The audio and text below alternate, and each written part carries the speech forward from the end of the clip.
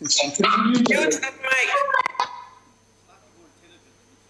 Well, I'm sorry, Mr. President, please proceed. well, I was about to say a young child out there is very appreciative of what I'm saying. Thank you very much. Thank you, Mr. President. The third supplementary goes to the Honorable Swart. Thank you, Speaker. Thank you, Honourable President. And I think just your comment, President, about the youngster on the show now is humorous, but at the same time it does indicate we need to be careful of intergenerational debt.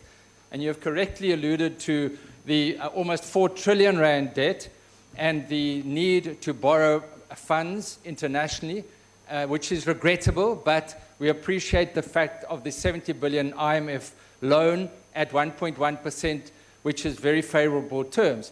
However, it did require commitments in the form of a letter intent from the country, signed by the Minister of Finance and the Governor of the Reserve Bank.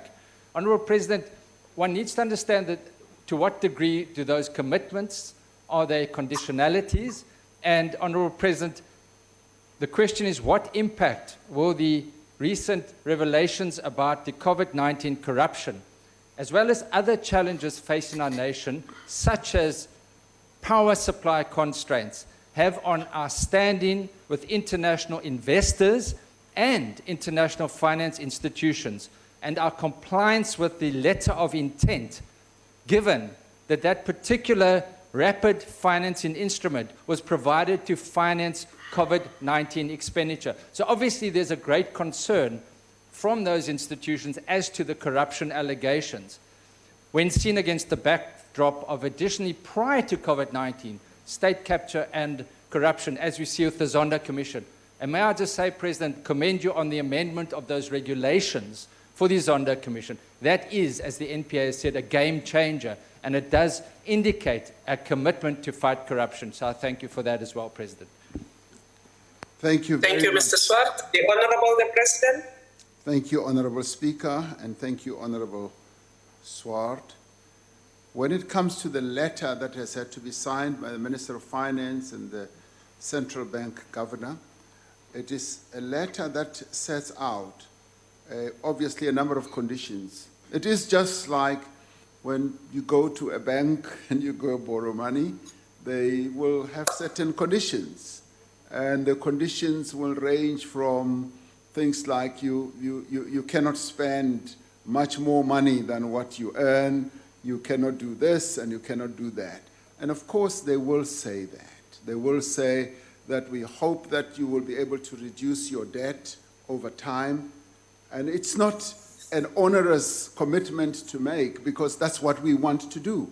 Many of the things that are set out in the letter is precisely what we know we have to do. And they would say, we would like you to go on with the reforms. It's not like an instruction from them that you shall do this. We say, these are things that we are committed to doing. We have a program of reforming our, if you like, our network industries, our rail, our energy, our water, and all that. Those are the network industries that we have to reform. So when they raise it in the letter, it's not like an instruction from them. It's what we want to do, to reduce our debt.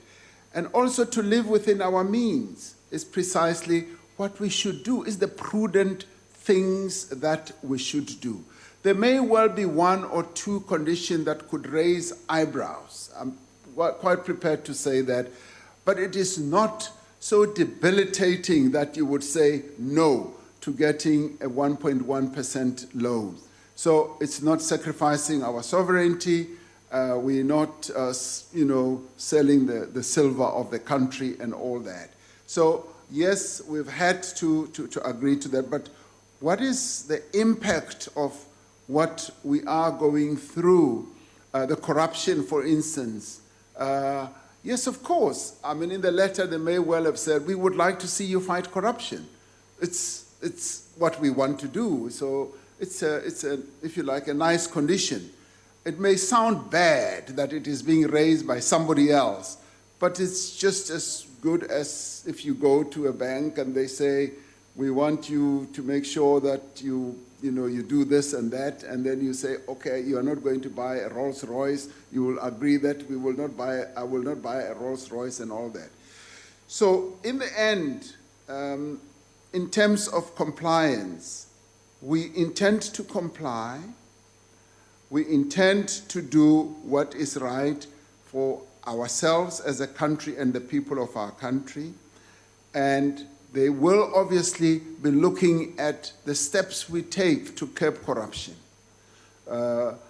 Obviously, they don't want to see the wheels falling off the country. They will want to make sure that, indeed, we will fight corruption and we will work within the parameters that are set out in our covenants, in our laws, and everything else.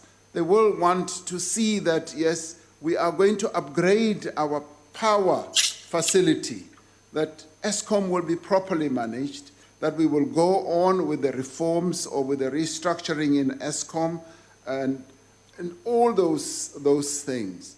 They are not things that are so negative that they would cause us to believe that they are interfering with our sovereignty.